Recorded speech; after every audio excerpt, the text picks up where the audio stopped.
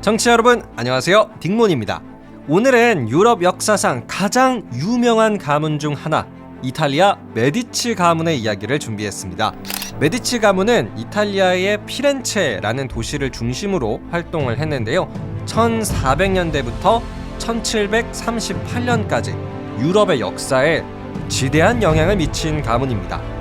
그런데 역사를 좋아하는 제가 생각을 해봐도요, 이 메디치 가문은 다른 유럽의 가문들, 예를 들어서 합스부르크 가문, 요런 가문들과는 아주 큰 차이점을 갖고 있었어요. 바로 메디치 가문은 귀족이 아니라 평민 출신들이었다는 겁니다. 예를 들어서 합스부르크 가문은 거의 왕족이라고 볼 수가 있죠. 그래서 유명해질만도 해요. 그런데 메디치 가문은 평민 출신, 그러니까 이 당시 유럽은 신분제 사회였음에도 불구하고 순전히 자신들의 능력으로만 유럽 역사에 큰 획을 그은 사람들이 바로 메디치 가문의 사람들입니다. 자, 그러면 도대체 어떤 업적을 세웠길래 메디치 가문이 이렇게까지 유명해졌을까 궁금하실 텐데요. 이들의 가장 중요한 업적은 예술에 대한 후원입니다. 메디치 가문은 1400년대부터 해서 은행업, 상업 등으로 엄청난 재산을 손에 넣었어요. 그런데 이 어마어마한 돈을 메디치 가문이 어떻게 썼냐면요, 예술가들을 후원하는데 주로 썼습니다. 메디치 가문이 후원을 해서 탄생시킨 예술가들, 제가 한번 읊어볼게요. 미켈란젤로, 레오나르도 다빈치, 라파엘로, 보티첼리, 브라만테. 네, 이 밖에도 정말 많지만 미켈란젤로, 레오나르도 다빈치, 솔직히 정말 유명한 분들이잖아요. 근데 이분들은 모두 메디치 가문의 후원을 받았던 예술가들이었어요. 자, 그런데요, 오늘 제가 준비한 메디치 가문의 이야기는요, 하마터면 앞선 예술가들을 후원해주지도 못한 채 메디치 가문 자체가 역사 속으로 사라질 뻔한 이야기입니다. 바로 이 가문의 위기 스토리죠. 지금부터 유럽을 대표하는 가문 메디치 가문의 이야기를 들려드릴게요. 바로 시작합니다.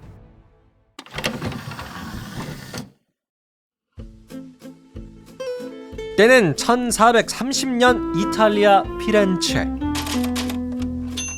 당시 메디치 가문은 16개의 은행을 운영하며 많은 돈을 벌고 있었는데, 같은 시각 피렌체의 평범한 시민들이 말한다.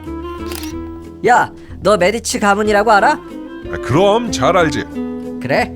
분명히 메디치 가문 사람들 되게 무섭고 거만할 것 같아.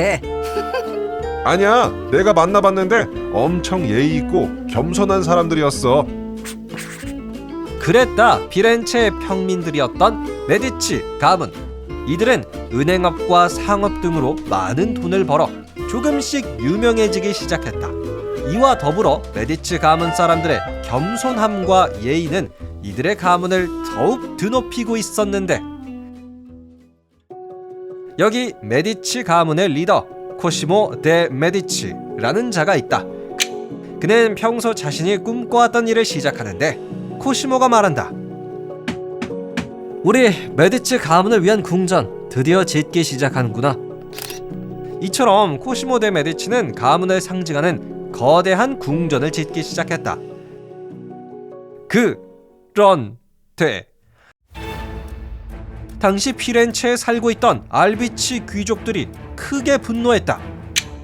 으이, 코시모 데 메디치, 평민 주제에 돈도 많이 벌고 저렇게 거대한 궁전도 짓다니 분하다. 그러니까요, 우리 그러지 말고 이번 기회에 힘을 모아서 메디치 가문을 피렌체에서 추방시키면 어떻습니까? 우리 알비치 가문의 무서움을 보여주자고요. 그거 좋은 생각입니다. 평민들이 우리 귀족들보다 잘 사는 건 눈뜨고 못 보지. 그랬다. 당시 피렌체에 살던 귀족 가문 알비치 가문은 메디치가를 시기하고 질투했다. 그리하여 메디치 가문을 피렌체에서 아예 추방시키려 하는데, 알비치 가문이 말한다. 우선 메디치가를 추방시키려면 우리 알비치 가문이 피렌체 정부를 장악해야 합니다. 근데 피렌체 시민들이 우리를 뽑아줄까요? 그건 걱정하지 마세요. 제가 다 방법이 있습니다. 이처럼 알비치 귀족들은 피렌체 정부를 장악하려 했고, 그 과정에서 선거를 조작했다. 자, 내가 이 돈을 줄 테니 무조건 우리 알비치 가문을 뽑아주게. 예, 걱정 마십시오. 돈부터 어서 주세요.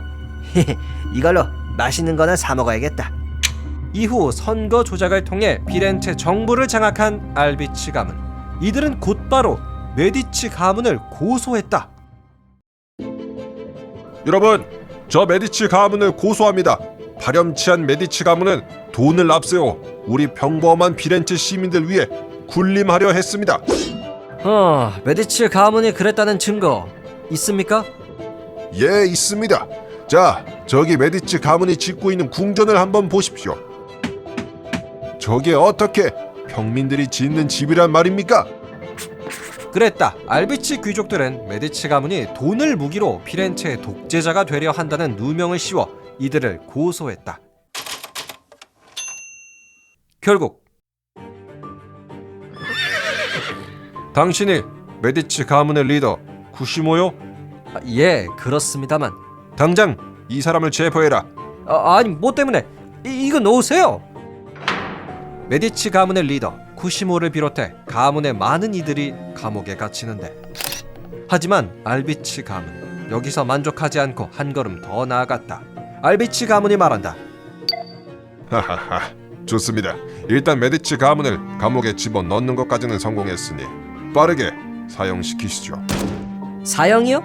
그건 좀 힘들 것 같습니다. 벌써 피렌체 시민들이 메디치 가문을 풀어주라는 시위를 벌이고 있으니까요. 이 정도로 메디치 가문의 인기가 높았다니. 그랬다. 귀족들은 메디치가를 빠르게 사형시키려 했으나 피렌체 시민들의 반대로 실패했다. 하지만 알비치 귀족들 여기서 포기하지 않았는데, 이들은 메디치 가문이 갇혀있는 감옥으로 찾아갔다.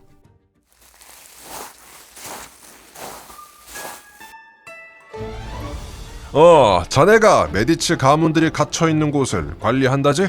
예, 알비치 귀족님, 무슨 일이십니까? 내가 자네한테 부탁하고 싶은 게 하나가 있어서. 부탁이요? 어떤 부탁이십니까? 자, 이건 내가 가져온 독약이네. 이걸 메디치 가문에게 몰래 먹여주기만 하면 돼. 예? 저보고 메디치 가문을 독살하라는 겁니까? 그래, 눈 한번 딱 감고 내 부탁을 들어주면 내가 자네를 피렌체에서 제일 가는 부자로 만들어주지. 싫습니다. 저는 메디치 가문을 존경합니다. 못 들은 걸로 하죠. 이것도 실패했네. 그랬다. 알비치 가문은 간수를 포섭해서 메디치 가문을 독살하려 했으나 이마저도 실패했다. 그리하여 알비치 귀족은 메디치가를 피렌체에서 추방시키는데 만족해야 했다. 메디치 가문, 당신들은 우리 피렌체 더 이상 도움이 되지 않는다. 당장 떠나라. 이처럼 알비치 귀족들의 계획은 성공했다. 그리고 메디치 가문도 역사 속으로 사라지는 듯했다. 그런데 하루하루 시간이 지날수록 피렌체의 시민들이 메디치 가문을 그리워했다. 메디치 가문이 없으니까 뭔가 우리 피렌체의 중심이 사라진 것 같아. 그래, 그리고 알비치 가문이 주장했던 내용들 그거 다 거짓으로 나왔잖아.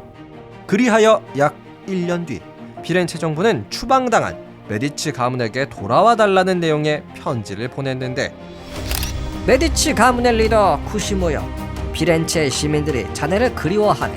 지난날의 노여움은 부디 잊고 다시 피렌체로 돌아와주게.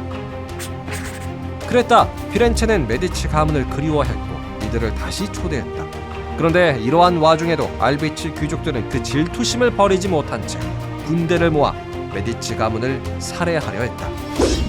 하지만 피렌체 정부가 직접 나서서 메디치 가문을 보호해 주었다. 이후 메디치 가문은 무사히 피렌체로 돌아왔다. 메디치 보고 싶었어요. 만약 이때 메디치 가문이 진짜 알비치 가문에게 살해당했다면 다빈치의 모나리자, 미켈란젤로의 피에타와 같은 세계적인 작품들 나오지 못했을 수도 있지 않을까. 지금까지 메디치 가문의 이야기였습니다. 끝. 네, 지금까지 메디치 가문의 이야기 소개해드렸습니다. 오늘 소개해드렸던 메디치 가문의 코시모 데 메디치라는 사람은요, 이 가문의 사람들 중에서도 그 시초에 해당하는 사람들 중에 하나예요. 그러니까 1430년대의 사람이죠. 여러분, 메디치 가문의 후원을 받았던 레오나르도 다빈치나 미켈란젤로는 코시모보다 한 3, 40년 이후의 사람들이거든요. 그래서 만약에 진짜 알베치 가문이 이때 메디치 가문을 싹 다 죽였다면 글쎄요, 레오나르도 다빈치나 미켈란젤로 없었을 수도 있겠다라는 생각이 들더라고요. 여러분은 오늘의 메디치 가문 이야기 어떻게 들으셨나요? 여러분의 생각도 댓글로 남겨주세요. 또 궁금하신 역사 이야기 있으시다면 언제든지 알려주시고요. 그럼 저는 더 재미나고 유익한 역사 이야기로 돌아오겠습니다. 재미있으셨다면 구독과 하트 꼭 눌러주세요. 감사합니다. 안녕히 계세요.